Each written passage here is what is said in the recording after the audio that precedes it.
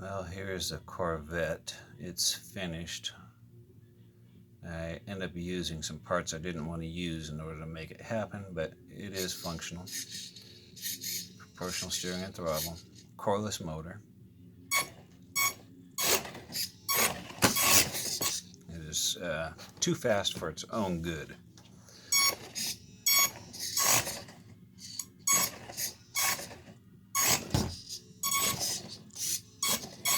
I'm just barely touching the throttle.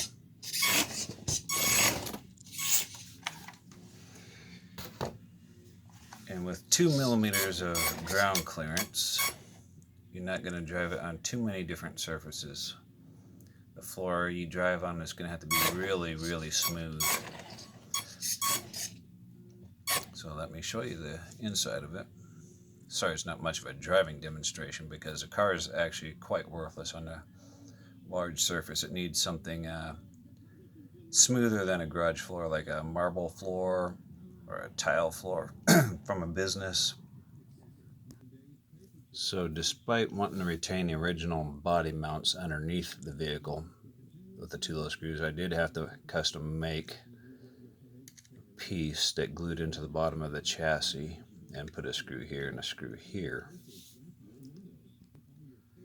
So there's kind of a look on the inside. A couple of batteries in there, a couple of 3.7 volt 200 milliamp hour batteries mounted in series to create 7.4 volts.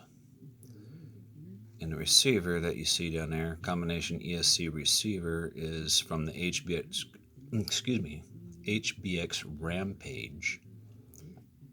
I almost threw it away. It didn't work for the Rampage because of the high current draw, but with a little tiny coreless motor in there, it works just fine, at least as far as right now. I had to take the back end off the servo housing off in this area here in order to scoot this servo as far forward as possible. Custom make a bracket here that links the front and come up with my own steering mechanism down here. And this is the anchor point that anchors it up here to stop everything from slopping around back and forth. And my custom steering. And if you look carefully, move these wires back, there's a little pin right there. So get my hand out of the way. There's a little pin right there that actually rides in that rail. Let's see if we can brighten it up a little bit. Kind of get a glimpse of that.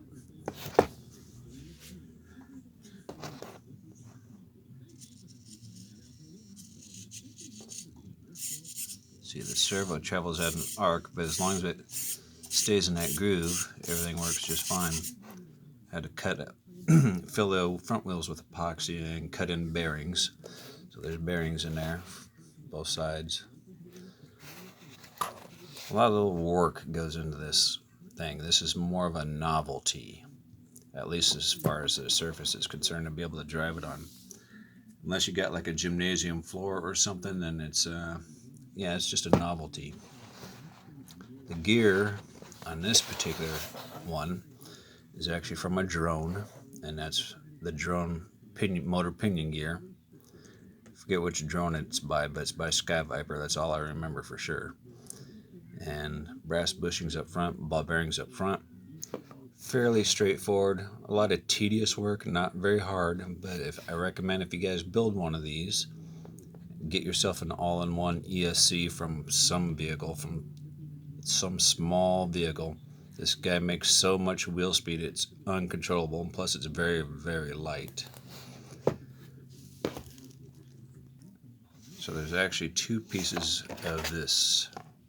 Well, the factory one that I cut the motor mount area out of it. Then this is a 1/16 ABS that I made what I call a chassis insert. I took some measurements, cut it out, and then that fits in there. Then I glued that up, and then I started with everything. The 2 holes you see on the bottom there, actually the 3 holes, not accidentally. These were for a different combination ESC receiver. This one right here, I burnt it up. When I switched the leads around, that's the only thing I can think of, is I accidentally got 2 places in contact where they shouldn't be. So that's no longer good, definitely no longer good. And so it had those 2 little holes. It had 2 little blocks that elevated it. So I had to come up with another game plan. So that was it right there. Hope you guys enjoyed, and I'm still waiting on parts for the Porsche, the brushless version, and that one with the coreless motor is uncontrollable. This one's definitely going to be even worse. That's for sure.